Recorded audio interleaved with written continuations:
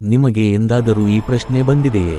ನಾನು ಯಾರಿಗೂ ಕೆಡುಕು ಮಾಡುವುದಿಲ್ಲ, ಎಲ್ಲರಿಗೂ ಸಹಾಯ ಮಾಡುತ್ತೇನೆ, ಸತ್ಯದ ಮಾರ್ಗದಲ್ಲೇ ನಡೆಯುತ್ತೇನೆ.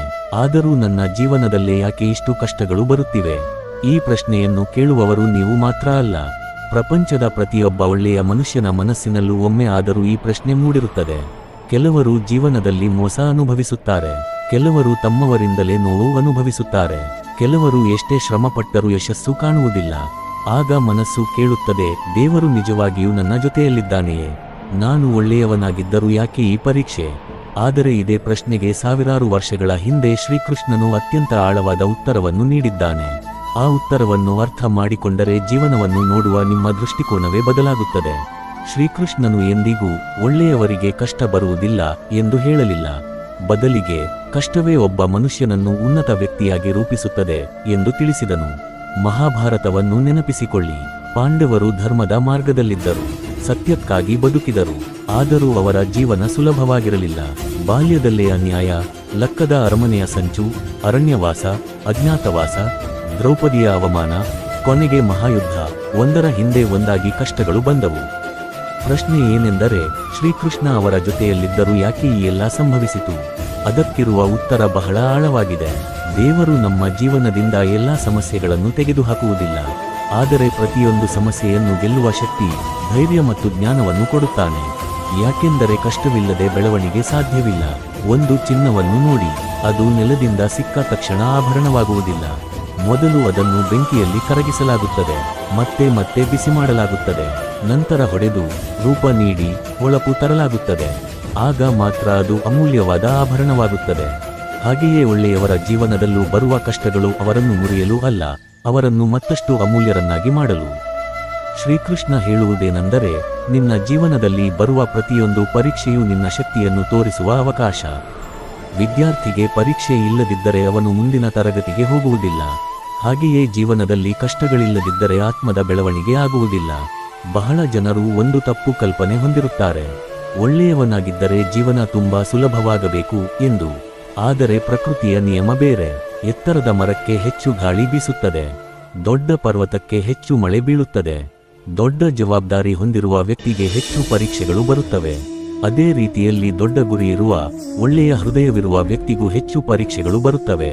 ನೀವು ಗಮನಿಸಿದ್ದೀರಾ, ಕೆಲವರು ಮೋಸ ಮಾಡಿ, ಸುಳ್ಳು ಹೇಳಿ, ಅನ್ಯಾಯ ಮಾಡಿ ಸುಖವಾಗಿ ಬದುಕುತ್ತಿರುವಂತೆ ಕಾಣುತ್ತಾರೆ. ಇದನ್ನು ನೋಡಿ ಒಳ್ಳೆಯವರು ಬೇಸರ ಪಡುತ್ತಾರೆ. ಆದರೆ ಶ್ರೀಕೃಷ್ಣನು ಹೇಳುತ್ತಾನೆ, ಪ್ರತಿಯೊಂದು ಕರ್ಮಕ್ಕೂ ಅದರ ಫಲ ನಿಶ್ಚಿತ. ಕೆಲವರಿಗೆ ಫಲ ತಕ್ಷಣ ಬರುತ್ತದೆ, ಕೆಲವರಿಗೆ ಸಮಯ ತೆಗೆದುಕೊಳ್ಳುತ್ತದೆ.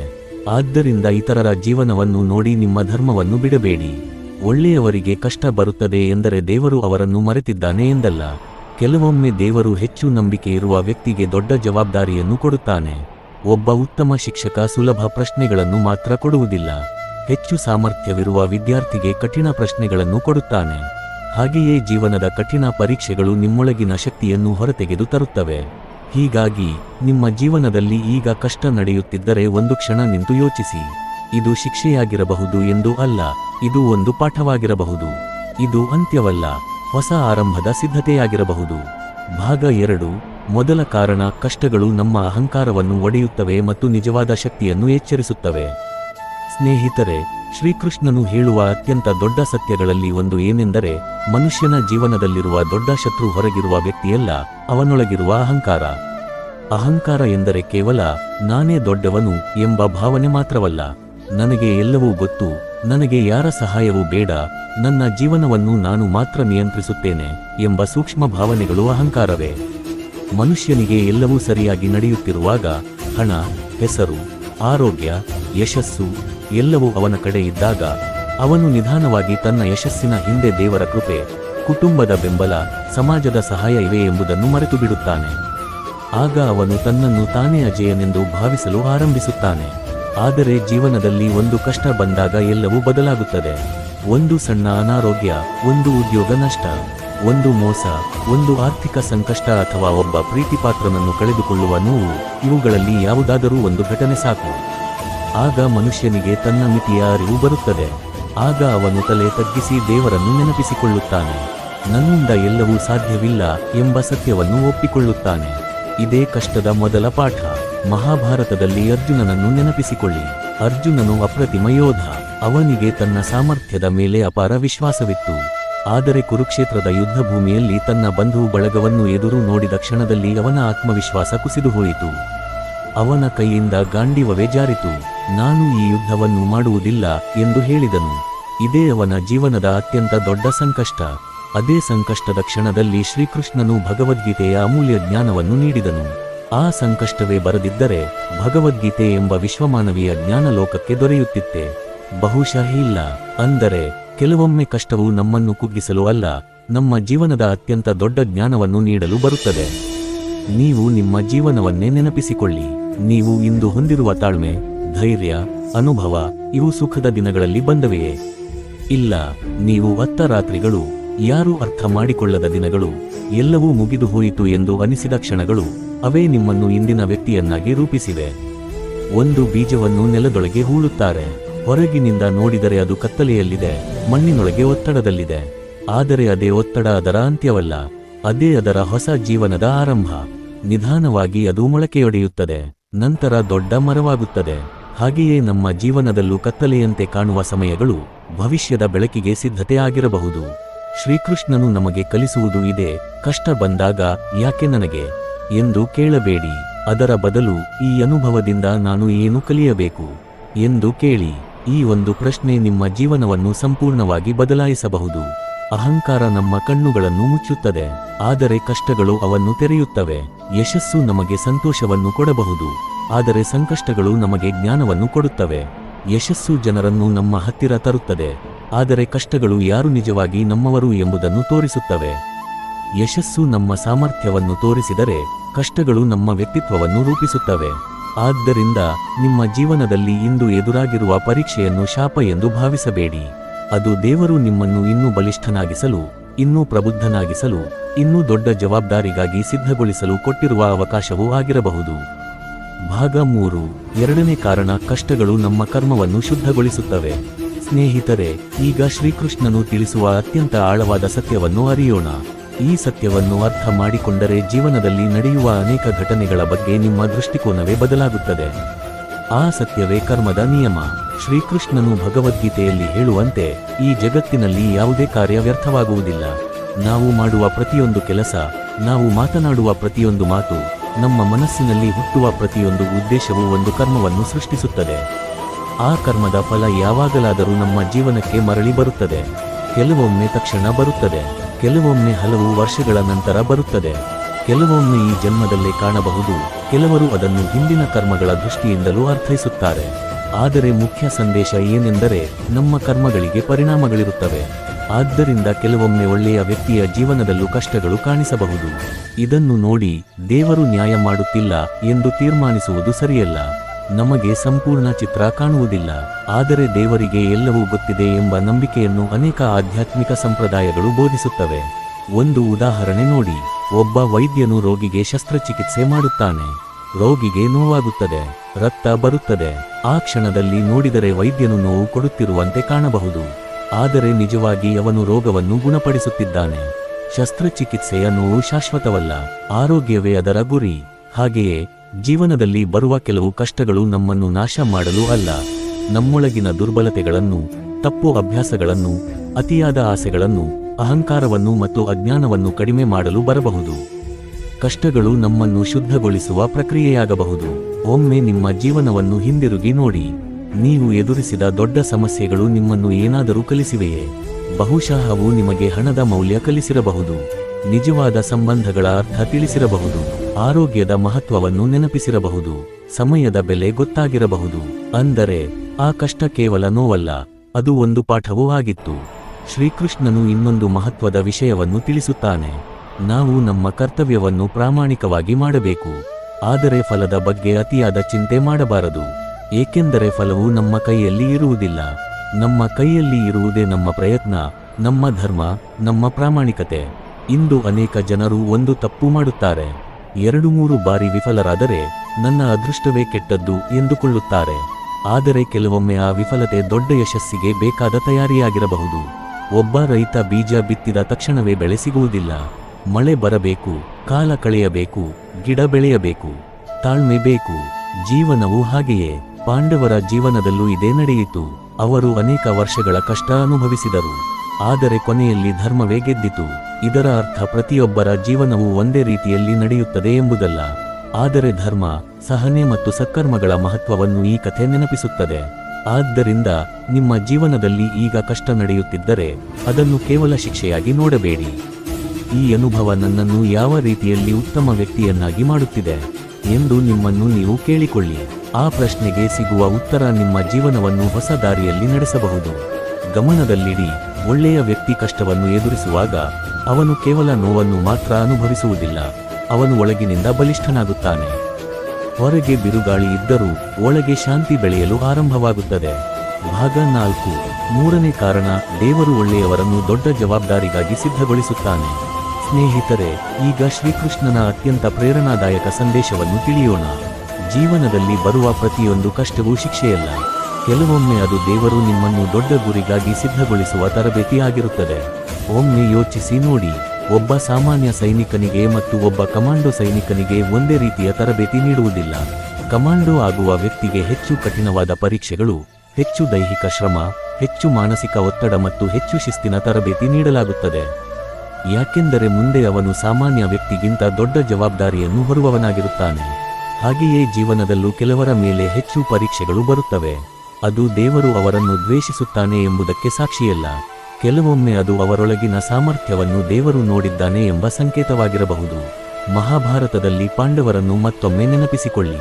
ಅವರು ಅನುಭವಿಸಿದ ಕಷ್ಟಗಳು ಸಾಮಾನ್ಯವಾಗಿರಲಿಲ್ಲ. ರಾಜ್ಯವನ್ನು ಕಳೆದುಕೊಂಡರು, ಅರಣ್ಯದಲ್ಲಿ ವರ್ಷಗಳ ಕಾಲ ಬದುಕಿದರು, ಅವಮಾನವನ್ನು ಸಹಿಸಿದರು, ಅನೇಕ ಪ್ರೀತಿಪಾತ್ರರನ್ನು ಕಳೆದುಕೊಂಡರು. ಆದರೂ ಅವರು ಧರ್ಮವನ್ನು ಸಂಪೂರ್ಣವಾಗಿ ಬಿಟ್ಟಿಲ್ಲ. ಕೊನೆಗೆ ಅವರ ಅನುಭವವೇ ಅವರನ್ನು ಉತ್ತಮ ಆಡಳಿತಗಾರರನ್ನಾಗಿ ರೂಪಿಸಿತು. ನಿಮ್ಮ ಜೀವನದಲ್ಲೂ ಇದೇ ಆಗಬಹುದು. ಇಂದು ನೀವು ಎದುರಿಸುತ್ತಿರುವ ನೋವು ನಾಳೆ ಮತ್ತೊಬ್ಬರಿಗೆ ದಾರಿ ತೋರಿಸುವ ಅನುಭವವಾಗಬಹುದು. ಇಂದು ನೀವು ಅನುಭವಿಸುತ್ತಿರುವ ಆರ್ಥಿಕ ಸಂಕಷ್ಟ ಮುಂದೆ ಹಣವನ್ನು ಜವಾಬ್ದಾರಿಯಿಂದ ಬಳಸುವುದನ್ನು ಕಲಿಸಬಹುದು. ಇಂದು ನೀವು ಅನುಭವಿಸುತ್ತಿರುವ ಮೋಸ ನಿಜವಾದ ಸಂಬಂಧಗಳನ್ನು ಗುರುತಿಸುವ ಜ್ಞಾನವನ್ನು ಕೊಡಬಹುದು. ಒಂದು ವಜ್ರವನ್ನು ನೆನಪಿಸಿಕೊಳ್ಳಿ, ಅದು ಮೊದಲಿನಿಂದಲೇ ಹೊಳೆಯುವುದಿಲ್ಲ. ಭೂಮಿಯ ಆಳದಲ್ಲಿ ಅಪಾರ ಒತ್ತಡ ಮತ್ತು ಉಷ್ಣತೆಯನ್ನು ಸಹಿಸಿಕೊಂಡ ನಂತರವೇ ವಜ್ರವಾಗುತ್ತದೆ. ಹೆಚ್ಚು ಒತ್ತಡವನ್ನು ತಾಳಿದ ಕಲ್ಲೆಯ ಮೂಲ್ಯ ರತ್ನವಾಗುತ್ತದೆ. ಮನುಷ್ಯನ ಜೀವನವೂ ಅದೇ ರೀತಿ. ಒತ್ತಡವಿಲ್ಲದೆ ತಾಳ್ಮೆ ಬೆಳೆಯುವುದಿಲ್ಲ, ಸವಾಲಿಲ್ಲದೆ ಧೈರ್ಯ ಬೆಳೆಯುವುದಿಲ್ಲ, ಜವಾಬ್ದಾರಿಯಿಲ್ಲದೆ ನಾಯಕತ್ವ ಬೆಳೆಯುವುದಿಲ್ಲ, ಕಷ್ಟವಿಲ್ಲದೆ ಆತ್ಮವಿಶ್ವಾಸವು ಗಟ್ಟಿಯಾಗುವುದಿಲ್ಲ. ಆದ್ದರಿಂದ ಜೀವನದಲ್ಲಿ ಸಂಕಷ್ಟ ಬಂದಾಗ ನಾನು ಮುಗಿದು ಹೋದೆ ಎಂದು ಯೋಚಿಸುವ ಬದಲು ಜೀವನ ನನ್ನನ್ನು ಇನ್ನೂ ದೊಡ್ಡ ವ್ಯಕ್ತಿಯನ್ನಾಗಿ ಮಾಡುತ್ತಿದೆ ಎಂದು ಯೋಚಿಸಲು ಕಲಿಯಿರಿ.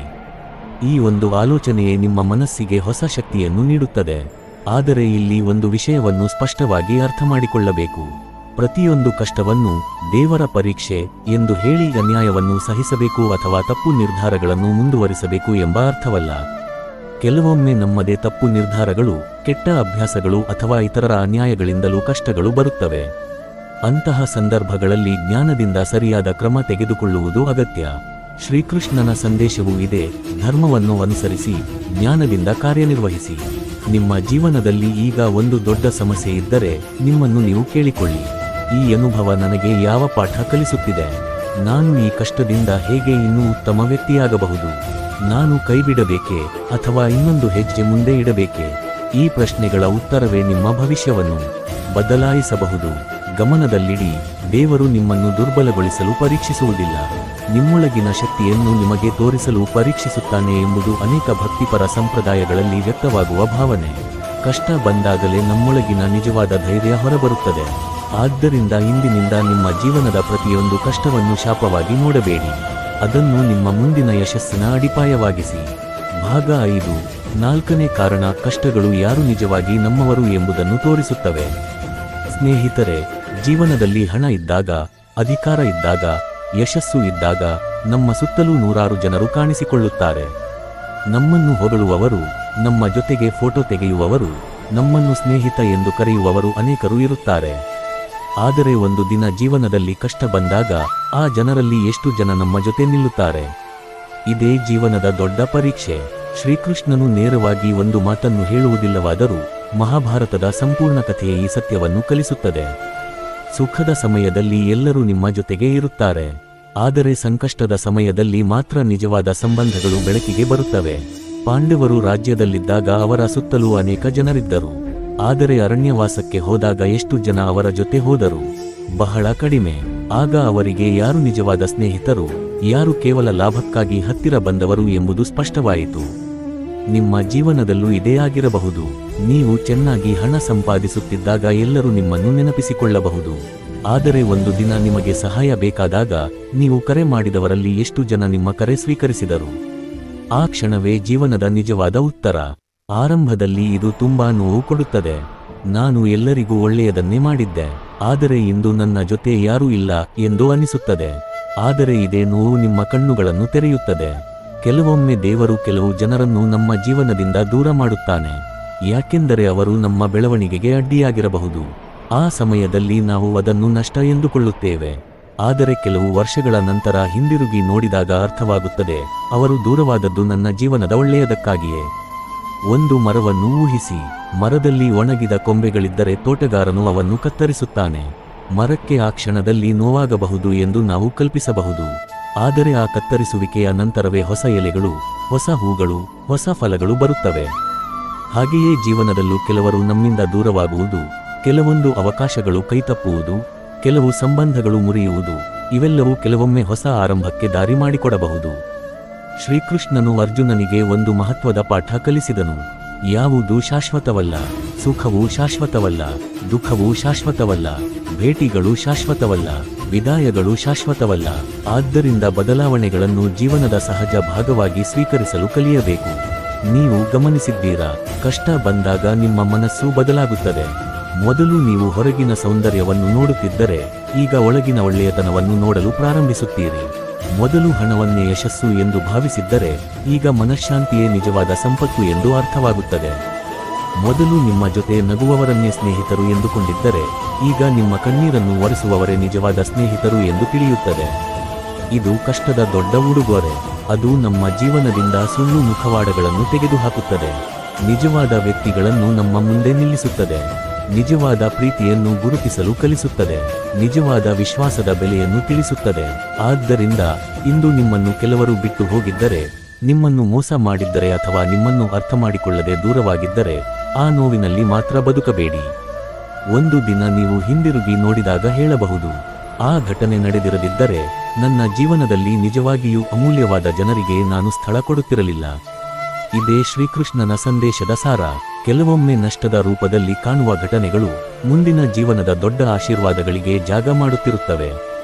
ಆದ್ದರಿಂದ ಯಾರಾದರೂ ನಿಮ್ಮನ್ನು ಬಿಟ್ಟು ಹೋದರೆ ನಿಮ್ಮ ಮೌಲ್ಯ ಕಡಿಮೆಯಾಯಿತು ಎಂದು ಅರ್ಥವಲ್ಲ, ನಿಮ್ಮ ಜೀವನದ ಮುಂದಿನ ಅಧ್ಯಾಯ ಆರಂಭವಾಗುತ್ತಿದೆ ಎಂಬುದಾಗಿಯೂ ಅರ್ಥೈಸಬಹುದು.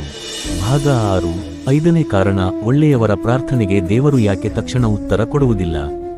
ಸ್ನೇಹಿತರೆ, ಜೀವನದಲ್ಲಿ ಅತ್ಯಂತ ನೋವು ಕೊಡುವ ಕ್ಷಣ ಯಾವುದು ಗೊತ್ತೇ? ಅದು ಕಷ್ಟ ಮಾತ್ರವಲ್ಲ. ಕಷ್ಟದ ನಡುವೆ ದೇವರ ಮುಂದೆ ಕಣ್ಣೀರು ಹಾಕಿ ಪ್ರಾರ್ಥನೆ ಮಾಡಿದರೂ ಯಾವುದೇ ಉತ್ತರ ಸಿಗುತ್ತಿಲ್ಲ ಎನ್ನುವ ಅನುಭವ. ಅನೇಕ ಜನರು ಹೀಗೆ ಕೇಳುತ್ತಾರೆ, ಭಗವಂತನೇ, ನಾನು ಪ್ರತಿದಿನ ನಿನ್ನನ್ನು ನೆನಪಿಸಿಕೊಳ್ಳುತ್ತೇನೆ, ಯಾರಿಗೂ ಕೆಡುಕು ಬಯಸುವುದಿಲ್ಲ, ಸಾಧ್ಯವಾದಷ್ಟು ಒಳ್ಳೆಯ ಕೆಲಸಗಳನ್ನು ಮಾಡುತ್ತೇನೆ, ಆದರೂ ನನ್ನ ಪ್ರಾರ್ಥನೆಗೆ ಯಾಕೆ ಉತ್ತರ ಸಿಗುತ್ತಿಲ್ಲ? ನೀನು ನನ್ನನ್ನು ಮರೆತೆಯಾ?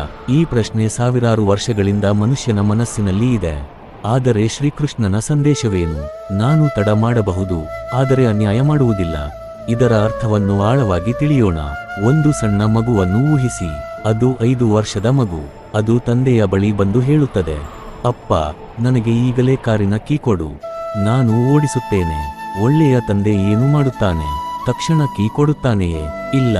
ಮಗು ಅಳಬಹುದು, ಕೋಪ ಮಾಡಿಕೊಳ್ಳಬಹುದು, ಅಪ್ಪ ನನ್ನನ್ನು ಪ್ರೀತಿಸುವುದಿಲ್ಲ ಎಂದು ಕೂಡ ಯೋಚಿಸಬಹುದು. ಆದರೆ ನಿಜವಾದ ಕಾರಣ ಏನು? ಆ ಮಗು ಇನ್ನೂ ಸಿದ್ಧವಾಗಿಲ್ಲ. ತಂದೆಗೆ ಗೊತ್ತಿದೆ, ಇದೀಗ ಕೀ ಕೊಟ್ಟರೆ ಅದು ಮಗುವಿನ ಒಳ್ಳೆಯದಕ್ಕಿಂತ ಕೆಟ್ಟದ್ದೇ ಆಗಬಹುದು. ಹಾಗೆಯೇ ನಮ್ಮ ಜೀವನದಲ್ಲೂ ಅನೇಕ ಬಾರಿ ನಾವು ದೇವರ ಬಳಿ ಏನನ್ನೋ ಕೇಳುತ್ತೇವೆ. ತಕ್ಷಣ ಸಿಗದಿದ್ದರೆ ದೇವರು ನನ್ನ ಮಾತೆ ಕೇಳಲಿಲ್ಲ ಎಂದು ಭಾವಿಸುತ್ತೇವೆ. ಆದರೆ ಶ್ರೀಕೃಷ್ಣನ ದೃಷ್ಟಿಯಲ್ಲಿ ನೋಡಿದರೆ ಕೆಲವೊಮ್ಮೆ ದೇವರ ಉತ್ತರ ಹೀಗಿರಬಹುದು, ನಾನು ಕೊಡಲ್ಲ ಎಂದೂ ಅಲ್ಲ, ಈಗಲೇ ಕೊಡಲ್ಲ, ಯಾಕೆಂದರೆ ಇನ್ನೂ ಸರಿಯಾದ ಸಮಯ ಬಂದಿಲ್ಲ. ಒಂದು ಮಾವಿನ ಮರವನ್ನು ನೋಡಿ. ಇಂದು ಬೀಜ ಬಿತ್ತಿದರೆ ನಾಳೆ ಹಣ್ಣು ಸಿಗುತ್ತದೆಯೇ? ಇಲ್ಲ. ಪ್ರತಿದಿನ ನೀರು ಹಾಕಬೇಕು, ಸೂರ್ಯನ ಬೆಳಕು ಬೇಕು, ಮಳೆ ಬೇಕು, ತಿಂಗಳುಗಳು ಕಳೆಯಬೇಕು, ವರ್ಷಗಳು ಬೇಕಾಗಬಹುದು. ಆಮೇಲೆ ಮಾತ್ರ ಸಿಹಿಯಾದ ಹಣ್ಣು ಸಿಗುತ್ತದೆ. ಒಬ್ಬ ರೈತ ಇದನ್ನು ಅರ್ಥ ಮಾಡಿಕೊಂಡಿರುತ್ತಾನೆ. ಅವನು ಪ್ರತಿದಿನ ಗಿಡವನ್ನು ಎಳೆದು ಬೇಗ ಬೆಳೆಯು ಎಂದು ಹೇಳುವುದಿಲ್ಲ. ಅವನಿಗೆ ಸಮಯದ ಮೇಲೆ ನಂಬಿಕೆ ಇರುತ್ತದೆ. ನಮ್ಮ ಜೀವನದಲ್ಲೂ ಹಾಗೆಯೇ ಪ್ರಾರ್ಥನೆ ಮಾಡಿದ ತಕ್ಷಣ ಫಲ ಸಿಗದಿದ್ದರೆ ದೇವರು ಕೆಲಸ ಮಾಡುತ್ತಿಲ್ಲ ಎಂದು ಅರ್ಥವಲ್ಲ. ಕೆಲವೊಮ್ಮೆ ದೇವರು ನಿಮ್ಮ ಜೀವನದ ಹಿಂದೆ ಕಾಣದ ರೀತಿಯಲ್ಲಿ ಕೆಲಸ ಮಾಡುತ್ತಿರಬಹುದು. ನೀವು ಈಗ ಕಾಣುತ್ತಿರುವುದು ಒಂದು ಪುಟ ಮಾತ್ರ, ಆದರೆ ದೇವರು ಸಂಪೂರ್ಣ ಪುಸ್ತಕವನ್ನು ನೋಡುತ್ತಿದ್ದಾನೆ. ಮಹಾಭಾರತದಲ್ಲೂ ಇದೇ ನಡೆಯಿತು. ಪಾಂಡವರು ಅನೇಕ ವರ್ಷಗಳ ಕಾಲ ಕಷ್ಟ ಅನುಭವಿಸಿದರು. ಅವರಿಗೆ ರಾಜ್ಯ ತಕ್ಷಣ ಸಿಗಲಿಲ್ಲ, ಅವರಿಗೆ ನ್ಯಾಯ ತಕ್ಷಣ ಸಿಗಲಿಲ್ಲ. ಆದರೆ ಸರಿಯಾದ ಸಮಯ ಬಂದಾಗ ಧರ್ಮದ ವಿಜಯವಾಯಿತು. ಇದರಿಂದ ನಾವು ಕಲಿಯಬೇಕಾದದ್ದು ಏನು? ತಾಳ್ಮೆ ಎಂದರೆ ಸುಮ್ಮನೆ ಕಾಯುವುದು ಅಲ್ಲ. ತಾಳ್ಮೆ ಎಂದರೆ ಕಾಯುವ ಸಮಯದಲ್ಲೂ ನಂಬಿಕೆಯನ್ನು ಕಳೆದುಕೊಳ್ಳದಿರುವುದು. ಇಂದು ಅನೇಕ ಜನರು ಒಂದು ತಪ್ಪು ಮಾಡುತ್ತಾರೆ. 2 ದಿನ ಪ್ರಾರ್ಥನೆ ಮಾಡುತ್ತಾರೆ, 1 ವಾರ ಪ್ರಯತ್ನ ಮಾಡುತ್ತಾರೆ, 1 ತಿಂಗಳು ಶ್ರಮ ಪಡುತ್ತಾರೆ, ಫಲ ಸಿಗದಿದ್ದರೆ ಕೈಬಿಡುತ್ತಾರೆ. ಆದರೆ ದೊಡ್ಡ ಯಶಸ್ಸುಗಳು ಸಾಮಾನ್ಯವಾಗಿ ಸಮಯ ತೆಗೆದುಕೊಳ್ಳುತ್ತವೆ. ಒಂದು ದೇವಸ್ಥಾನ ಕಟ್ಟಲು ವರ್ಷಗಳು ಬೇಕಾಗಬಹುದು, ಒಂದು ದೊಡ್ಡ ಮರ ಬೆಳೆಯಲು ವರ್ಷಗಳು ಬೇಕು, ಒಬ್ಬ ಮಹಾನ್ ವ್ಯಕ್ತಿಯಾಗಲು ಅನೇಕ ಅನುಭವಗಳು ಬೇಕು. ಹಾಗಿರುವಾಗ ಜೀವನದ ದೊಡ್ಡ ಆಶೀರ್ವಾದಗಳು ಒಂದೇ ದಿನದಲ್ಲಿ ಹೇಗೆ ಸಿಗುತ್ತವೆ? ಶ್ರೀಕೃಷ್ಣನ ಮತ್ತೊಂದು ಸಂದೇಶ: ನಿನ್ನ ಕೆಲಸ ಪ್ರಯತ್ನ ಮಾಡುವುದು, ಸರಿಯಾದ ಸಮಯದಲ್ಲಿ ಫಲವನ್ನು ನೀಡುವುದು ನನ್ನ ಕೆಲಸ. ಈ ಮಾತಿನ ಅರ್ಥ ತುಂಬಾ ಆಳವಾಗಿದೆ. ನಾವು ನಮ್ಮ ಕರ್ತವ್ಯವನ್ನು ಮಾಡಬೇಕು, ಪ್ರಾಮಾಣಿಕವಾಗಿ ಬದುಕಬೇಕು, ಧರ್ಮದ ಮಾರ್ಗವನ್ನು ಬಿಡಬಾರದು. ಆದರೆ ಫಲ ಯಾವಾಗ ಬರುತ್ತದೆ ಎಂಬ ಆತಂಕದಲ್ಲಿ ಜೀವನವನ್ನು ಹಾಳು ಮಾಡಿಕೊಳ್ಳಬಾರದು. ಗಮನದಲ್ಲಿಡಿ, ಕೆಲವೊಮ್ಮೆ ದೇವರು ನಿಮ್ಮ ಪ್ರಾರ್ಥನೆಗೆ ಹೌದು ಎಂದು ಉತ್ತರ ಕೊಡುತ್ತಾನೆ, ಕೆಲವೊಮ್ಮೆ ಇಲ್ಲ ಎಂದು ಉತ್ತರ ಕೊಡುತ್ತಾನೆ, ಮತ್ತೆ ಕೆಲವೊಮ್ಮೆ ಇನ್ನೂ ಸ್ವಲ್ಪ ಸಮಯ ಕಾಯು, ನಿನಗಾಗಿ ಇನ್ನೂ ಉತ್ತಮವಾದದ್ದನ್ನು ಸಿದ್ಧಪಡಿಸುತ್ತಿದ್ದೇನೆ ಎಂಬ ಉತ್ತರ ಕೊಡುತ್ತಾನೆ ಎಂದು ಅನೇಕ ಭಕ್ತರು ನಂಬುತ್ತಾರೆ. ಆದ್ದರಿಂದ ನಿಮ್ಮ ಜೀವನದಲ್ಲಿ ಈಗ ಕಾಯುವ ಸಮಯ ನಡೆಯುತ್ತಿದ್ದರೆ ನಿರಾಶರಾಗಬೇಡಿ, ನಿಮ್ಮ ಪ್ರಾರ್ಥನೆಯನ್ನು ನಿಲ್ಲಿಸಬೇಡಿ, ನಿಮ್ಮ ಒಳ್ಳೆಯತನವನ್ನು ಬಿಡಬೇಡಿ, ನಿಮ್ಮ ಧರ್ಮವನ್ನು ಬಿಟ್ಟು ಬಿಡಬೇಡಿ. ಏಕೆಂದರೆ ಕೆಲವೊಮ್ಮೆ ಅತ್ಯಂತ ಕತ್ತಲೆಯ ರಾತ್ರಿ ಮುಗಿದ ನಂತರವೇ ಅತ್ಯಂತ ಸುಂದರವಾದ ಸೂರ್ಯೋದಯ ಬರುತ್ತದೆ. ನಿಮ್ಮ ಜೀವನದಲ್ಲೂ ಆ ಸೂರ್ಯೋದಯ ಬರಬಹುದು. ನಂಬಿಕೆಯನ್ನು ಮಾತ್ರ ಕಳೆದುಕೊಳ್ಳಬೇಡಿ. ಭಾಗ 7: ಕೊನೆಯ ಮತ್ತು ಅತ್ಯಂತ ಶಕ್ತಿಯುತ ಸಂದೇಶ. ಕಷ್ಟವನ್ನು ಶಕ್ತಿಯನ್ನಾಗಿ ಪರಿವರ್ತಿಸುವ ಶ್ರೀಕೃಷ್ಣನ 5 ಜೀವನ ಸೂತ್ರಗಳು. ಸ್ನೇಹಿತರೆ, ಇಲ್ಲಿಯವರೆಗೆ ನಾವು ಒಂದು ಮಹತ್ವದ ವಿಷಯವನ್ನು ಅರ್ಥ ಮಾಡಿಕೊಂಡಿದ್ದೇವೆ. ಒಳ್ಳೆಯವರಿಗೆ ಕಷ್ಟಗಳು ಬರಬಹುದು, ಆದರೆ ಆ ಕಷ್ಟಗಳು ಅವರನ್ನು ನಾಶ ಮಾಡಲು ಅಲ್ಲ, ಅವರನ್ನು ರೂಪಿಸಲು ಬರಬಹುದು. ಈಗ ಪ್ರಶ್ನೆ ಏನೆಂದರೆ, ಕಷ್ಟ ಬಂದಾಗ ನಾವು ಏನು ಮಾಡಬೇಕು? ಅಳಬೇಕೆ? ಎಲ್ಲವನ್ನೂ ಬಿಟ್ಟು ಬಿಡಬೇಕೆ? ದೇವರ ಮೇಲೆ ನಂಬಿಕೆ ಕಳೆದುಕೊಳ್ಳಬೇಕೆ? ಅಥವಾ ಆ ಕಷ್ಟವನ್ನೇ ನಮ್ಮ ಜೀವನದ ದೊಡ್ಡ ಶಕ್ತಿಯನ್ನಾಗಿ ಮಾಡಿಕೊಳ್ಳಬೇಕೆ? ಶ್ರೀಕೃಷ್ಣನ ಸಂದೇಶ ಸ್ಪಷ್ಟವಾಗಿದೆ. ಕಷ್ಟವನ್ನು ತಪ್ಪಿಸಲು ಸಾಧ್ಯವಾಗದಿದ್ದರೂ ಅದನ್ನು ಎದುರಿಸುವ ಮನಸ್ಸನ್ನು ಬಲಪಡಿಸಬಹುದು. ಈಗ 5 ಜೀವನ ಸೂತ್ರಗಳನ್ನು ತಿಳಿಯೋಣ. ಮೊದಲ ಸೂತ್ರ: ಪರಿಸ್ಥಿತಿಯನ್ನು ಅಲ್ಲ, ಮನಸ್ಸನ್ನು ಗೆಲ್ಲಿ. ಶ್ರೀಕೃಷ್ಣನು ಅರ್ಜುನನಿಗೆ ಯುದ್ಧಭೂಮಿಯಿಂದ ಓಡಿ ಹೋಗು ಎಂದು ಹೇಳಲಿಲ್ಲ, ಬದಲಾಗಿ ಮೊದಲು ನಿನ್ನ ಮನಸ್ಸಿನ ಭಯವನ್ನು ಗೆಲ್ಲು ಎಂದು ತಿಳಿಸಿದನು. ನಮ್ಮ ಜೀವನದಲ್ಲೂ ಸಮಸ್ಯೆಗಿಂತ ದೊಡ್ಡದು ನಮ್ಮ ಭಯ. ಅನೇಕ ಬಾರಿ ನಾವು ಸಮಸ್ಯೆಯಿಂದ ಸೋಲುವುದಿಲ್ಲ, ಅದನ್ನು ಕುರಿತು ಅತಿಯಾಗಿ ಯೋಚಿಸುವುದರಿಂದಲೇ ಸೋಲುತ್ತೇವೆ. ಒಂದು ಸಮಸ್ಯೆ ಬಂದಾಗ ನಿಮ್ಮ ಮನಸ್ಸು ಹೇಳುತ್ತದೆ, ಇನ್ನು ಎಲ್ಲವೂ ಮುಗಿದು ಹೋಯಿತು. ಆದರೆ ಆತ್ಮವಿಶ್ವಾಸ ಹೇಳುತ್ತದೆ, ಇದು ಕೂಡ ಕಳೆಯುತ್ತದೆ. ಆದ್ದರಿಂದ ಪ್ರತಿದಿನ ಬೆಳಿಗ್ಗೆ ಎದ್ದು ನಿಮ್ಮನ್ನು ನೀವು ಕೇಳಿಕೊಳ್ಳಿ, ಇಂದು ನಾನು ಭಯದ ಮಾತು ಕೇಳುತ್ತೇನೆಯಾ ಅಥವಾ ಧೈರ್ಯದ ಮಾತು ಕೇಳುತ್ತೇನೆಯಾ? ಈ ಒಂದು ಅಭ್ಯಾಸ ನಿಮ್ಮ ಜೀವನವನ್ನು ಬದಲಾಯಿಸಬಹುದು. 2ನೇ ಸೂತ್ರ: ನಿನ್ನ ಕರ್ತವ್ಯವನ್ನು ಎಂದಿಗೂ ಬಿಡಬೇಡ. ಬಹಳ ಜನರು ಕಷ್ಟ ಬಂದ ತಕ್ಷಣ ಕೆಲಸ ನಿಲ್ಲಿಸುತ್ತಾರೆ, ಓದನ್ನು ಬಿಡುತ್ತಾರೆ, ವ್ಯಾಪಾರವನ್ನು ಬಿಡುತ್ತಾರೆ, ಕನಸುಗಳನ್ನು ಬಿಟ್ಟು ಬಿಡುತ್ತಾರೆ. ಆದರೆ ಶ್ರೀಕೃಷ್ಣನು ಹೇಳಿದ್ದು, ಕರ್ತವ್ಯವನ್ನು ಬಿಡಬೇಡ. ನಿಮ್ಮ ಗುರಿಯ ಕಡೆ ಪ್ರತಿದಿನ ಒಂದು ಹೆಜ್ಜೆ ಇಡಿ. ಸಣ್ಣ ಹೆಜ್ಜೆಯಾದರೂ ಪರವಾಗಿಲ್ಲ, ನಿಧಾನವಾಗಿ ನಡೆದರೂ ಪರವಾಗಿಲ್ಲ, ಆದರೆ ನಿಲ್ಲಬೇಡಿ, ಏಕೆಂದರೆ ನಿಂತ ಮನುಷ್ಯ ಗಮ್ಯವನ್ನು ತಲುಪುವುದಿಲ್ಲ. 3ನೇ ಸೂತ್ರ: ಹೋಲಿಕೆ ಮಾಡಬೇಡ. ಇಂದು ಸಾಮಾಜಿಕ ಜಾಲತಾಣಗಳಲ್ಲಿ ಇತರರ ಜೀವನವನ್ನು ನೋಡಿ ನಾವು ನಮ್ಮ ಜೀವನವನ್ನು ದೂಷಿಸುತ್ತೇವೆ. ಅವನಿಗೆ ಎಲ್ಲವೂ ಇದೆ, ಅವಳು ತುಂಬಾ ಸಂತೋಷವಾಗಿದ್ದಾಳೆ, ನಾನು ಮಾತ್ರ ಕಷ್ಟದಲ್ಲಿದ್ದೇನೆ.